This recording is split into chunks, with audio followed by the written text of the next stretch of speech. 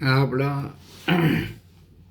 યુગ પરિવર્તન આવ્યું છે, જે દરેકની પોતાની દેહ સાધના કેવી રીતે કરવી જોઈએ એ હવે આ યુગમાં શીખવું જશે. જૂની જે પ્રણાલીઓ હતી એને પણ સમજવું જશે. એટલે જૂની પ્રણાલીઓ જે છે એને કેવી રીતે આપણી ઉપયોગ કરવો એ જાણવું જશે. એટલે પહેલું જ એક કામ તો કે વનસ્પતિનો પૂરેપૂરો પરિચય અને એની ઉપયોગિતા. આજે તૈયાર ઔષધો મળે છે એની અંદર ગુણધર્મ કેટલા છે ખબર નથી. મારે એક દર્દીને સાંધા બહુ દુખતા હતા, એટલે એને હાડ સાંકળ મારે આપવી હતી. તો હાડ સાંકળ આપવા માટે એક તો હાડ સાંકળને તમારે ઓળખવી પડે, ચારધારી હોય. પછી બ્લિસ્ટર છે, એટલે તમારે ગ્લોવ્સ પહેરી લેવા જોઈએ, અથવા આંગળીઓ પર નખ ઉપર ઘી તેલ લગાડવા પડે.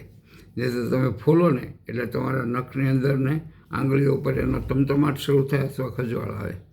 તો એ વાપરવાની પદ્ધતિ વૈદ્યો પાસેથી શીખવી પડે. હું હાડ સાંકળનું એક ધ્રુત બનાવું છું. મારી ગાયો છે એમાં હાડ સાંકળ છે એની છાલ કાઢી અને પછી એને ખૂબ ખાંડી નાખું અને 250 ગ્રામ હાડ સાંકળનો ની અંદરનું જે કાષ્ટ છે છાલ કાઢીને એ ચટણી કરી અને 500 ગ્રામ ઘીની અંદર 250 ગ્રામ નાખું છું. બરાબર.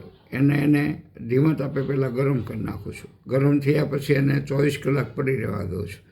પડી રહ્યા પછી પાછું એને ઉકાળું છું. ઉકાળ્યા પછી 5 થી 7 ઉભરા આવી જાય એટલે એને પડ્યું રહેવા દઉં છું. પછી ગાળી કપડામાં નાખી ગાળી દબાવી રસ કાઢી અને એ ઘીનો ઉપયોગ છે એ હાડકાં તૂટી ગયા હોય, સંધાતા ન હોય એના માટે ઉપયોગ કરું છું.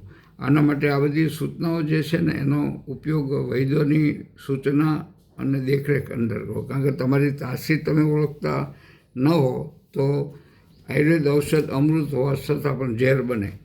એટલે ઝેર ન બને એટલા માટે તમારે વૈદ્યોની સલાહ અને સૂચનાનો અમલ કરવો પડે. પહેલાં ગામડાની અંદર હાલતા ચાલતા પગ મચકોડાઈ જાય, ખેતીની અંદર હાથી હાલતું હોય અને ઢેફું પગ નીચે આવી જાય, બરાબર, તો પગનું કાંડું મોડાઈ જાય, ગોઠણે ઝરક લાગી જાય.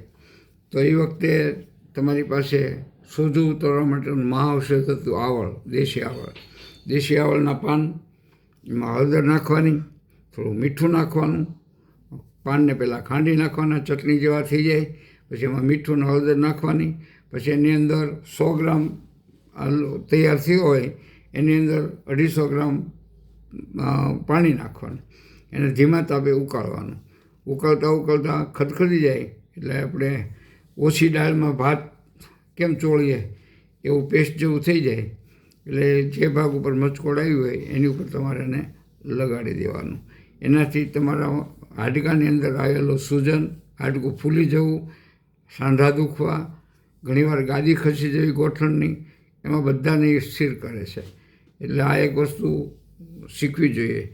બીજું, આપણે અત્યારે જે વનસ્પતિઓ ખાઈએ છીએ એમાં ઘણો બધો આગ્રહ છે. પહેલાં એમ કહેવું હતું કે બકરીનું દૂધ સર્વશ્રેષ્ઠ ગણાય, પણ સર્વશ્રેષ્ઠ ગણાય એ બરાબર છે, બકરી પણ બરાબર છે, પણ હવે એના ખાનપાન ફરી ગયા છે. પહેલાં બકરીઓ શું ખાતી હતી?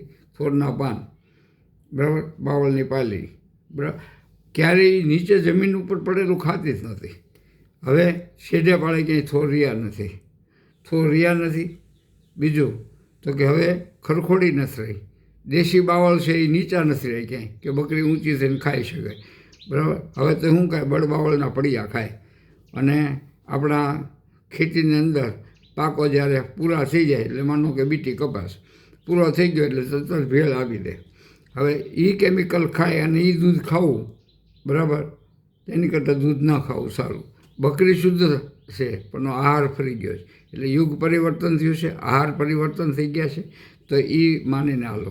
ક્યારેય ઝાડા હોય, મોઢો હોય, બરાબર, મ્યુકસ કોલાઇટી, અલ્સરેટિવ કોલાઇટી, એમાં દૂધનો બિલકુલ ઉપયોગ ન કરો. ચામાંય દૂધ ન વાપરવું. દૂધ જેમાં આવતું હોય ને એ એક ભગવાન સત્યનારાયણની પ્રસાદીને ઉપયોગ કરો, કે આમાં દૂધ હોય. મોહનથાળી ન ખાવા, એમાં દૂધ હોય. દૂધ પહેલું જ આંતરડાના રોગની અંદર નુકસાન કરે છે. એટલે પહેલાં એ જ ચેતી જવાનું. બીજું તો કે માખણ ખાઓ, છાશ ખાઓ, ઘી ખાઓ, બરાબર, પણ દહીં તો નહીં જ ખાઓ. ઝાડા મોડામાં આપણે ઘણીવાર એમાં દહીંનું ઘોળવું પીએ, કોઈ દિવસ ન પીવાય, કારણ કે એની અંદર હાઈ પ્રોટીન હોય છે. બીજું તો કે એની અંદર જે બેક્ટેરિયા છે વૃદ્ધિ પામતા હોય છે. છાશ એવી છે કે એની અંદર ફોલિક એસિડના બેક્ટેરિયા બને છે, એટલે તમારા આંતરડાની અંદર ખરાબ બેક્ટેરિયાની મારે છે. અને દહીં છે તે જે ખરાબ બેક્ટેરિયા છે એનું પોષણ આપે છે, એટલે તમારો ઝાડા મોઢો મટતો જ નથી. માખણ ખાઓ, ફોલિક એસિડ છે. છાશ ખાઓ, ફોલિક એસિડ છે. ઘી ખાઓ, તમારા આંતરડા માટે, મ્યુકસ માટે જરૂર છે, એટલે તમારી તાકાત અને હિમોગ્લોબિન બનાવે છે.